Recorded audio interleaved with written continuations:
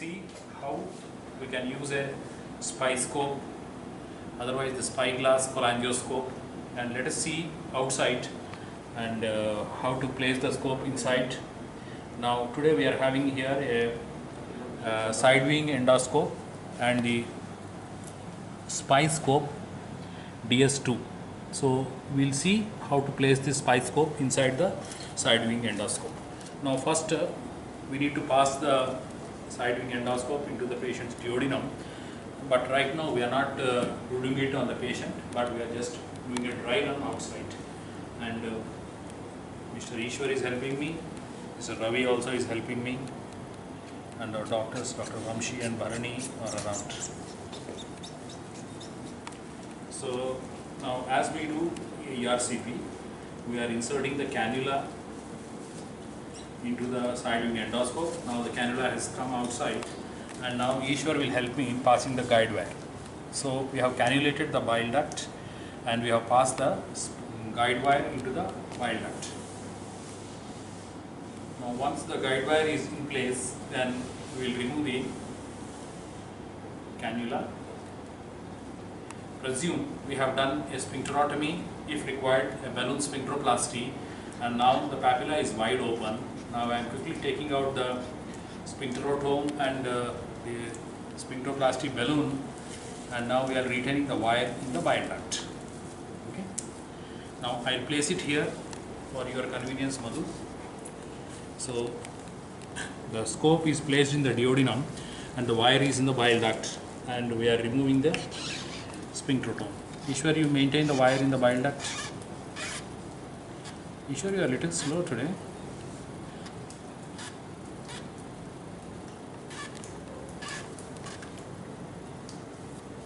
Okay. Now I am holding the guide wire and sphincterotome is out. Now we'll use this spy scope. The spy scope is about 213 centimeters long. This is the spy scope, the blue one.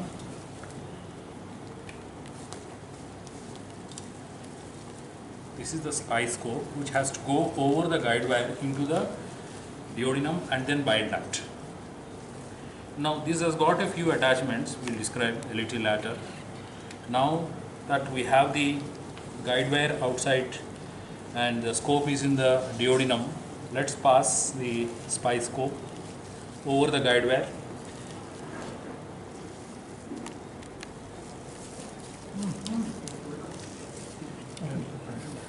That is inside the bile duct.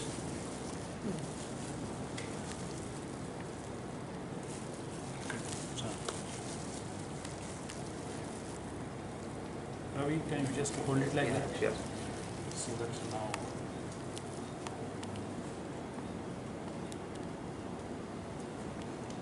Vamshi, can you come here and hold the.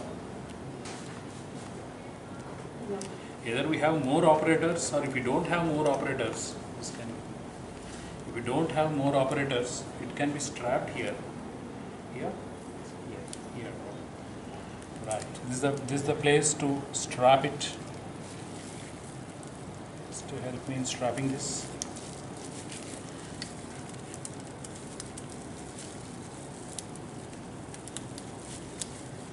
Okay. Then a single operator can do the manipulation here as well as here, but it can be difficult sometimes. Some people are very well used to this one, but maybe now I will remove this strap and ask Dr. Vamshi to help me.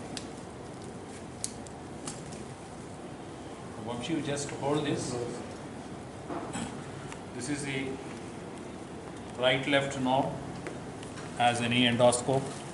It's the right-left of the side wing scope. This is the up-down knob, and this is a thing to fix the knobs. And we have elevator here in the side wing scope, whereas in the spy scope we have the right-left knobs. Where is a show the so here if I am moving the right left, the spy scope moves a little bit, and then this is the up down because it is put on the wire, it's not moving much, but once it is free in the CBD it moves a little bit. And now this is to fix. There is a click here for fixing. So both are fixed, and now for releasing this knob is to be freed. Now once you hold this one, and now let's pass the spice scope into the, hold the wire and pull back a little bit. Pull back a little bit. Yeah. So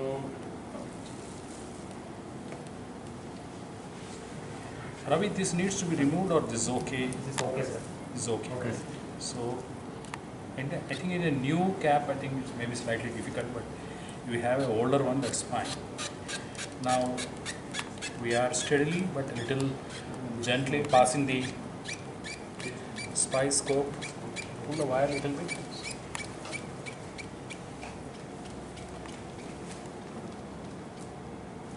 Okay, now the spice scope has come. Now understand that, switch off the light of the, now the spice scope, see, has got two colors here. Manu, focus here. Now the CMOS chip is in this region, and the lenses to show the light also are here, and there is a channel. So there are two colors. Here it is dark blue and this is light blue, and this is the most sensitive area of the spice scope. On this area the elevator should not be used much, especially when passing into the bile duct. So on this area the elevator can be used. This dark blue, there is no problem while using the elevator. On this light blue area and this tip, ideally the elevator should not be used much. And now we have passed it into the bile duct, and now basically there are two indications. One is a large stone. To break the large stone, we need to use the spice scope, and the second one is if there is an undetermined stricture, then to take biopsy we require. So now that we have entered the CBD, we will take out the guide wire, because guide wire is no more required, and to pass a EHL probe we need the guide wire to be out. So now we are in the bile duct with the ERCP scope in the duodenum, and this spice scope is in the CBD. Now if we have a stone here, that is in the large stone in the CBD, to break the CBD stone with the spice scope we need to use a EHL probe. The spice scope has a processor and the EHL probe has a generator. EHL probe is very thin. Ravi, what's the diameter of this one? 1.9 French. 1.9 French. Okay, now we need to use this gently in this one. This is the port for EHL probe. Now we have to use gently into this port.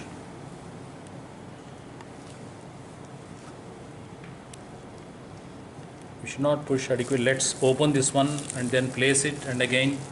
So we need to use these gadgets very gently because they are very thin, very delicate. Now place it back.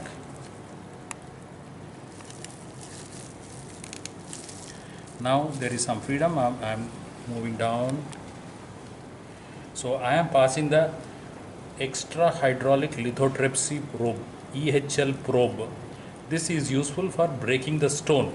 Now our spice scope is inside the CBD and we are passing the EHL probe. Now expecting the EHL probe to come out through the spice scope. We have to pass it very gently and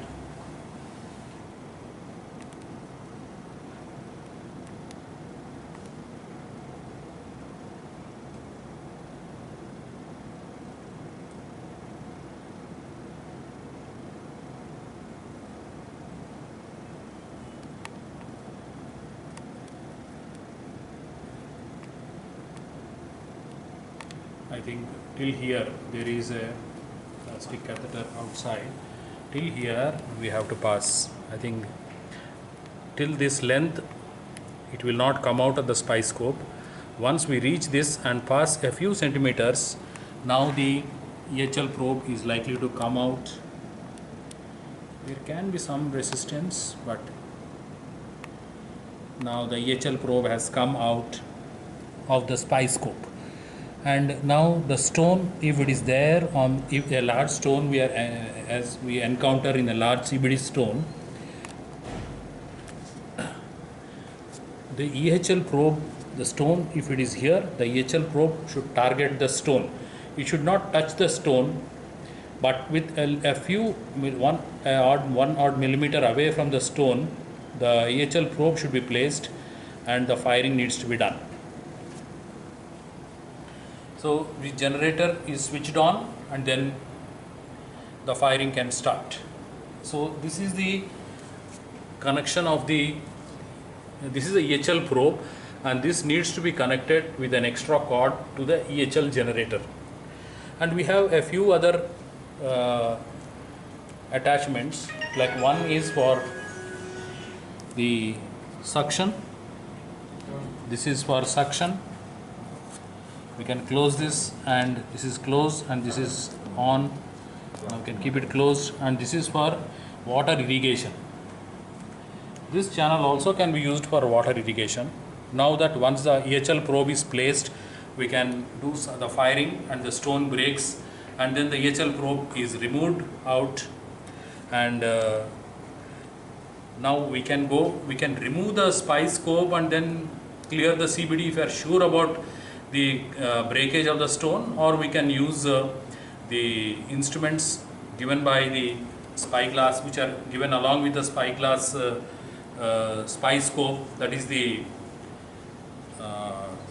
SPY basket, and then we can clear the CBD.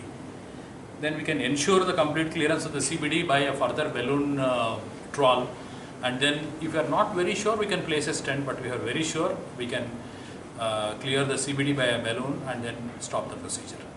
So we have done a dry run outside how to use a SPY scope for patients who have large CBD stones which are not cleared by the usual conventional methods. In these cases, we can use the SPY scope and then break the stone and clear the CBD. And another indication is if there is an indeterminate stricture, we can go with the SPY scope and we can do biopsy by the SPY bite. Thank you.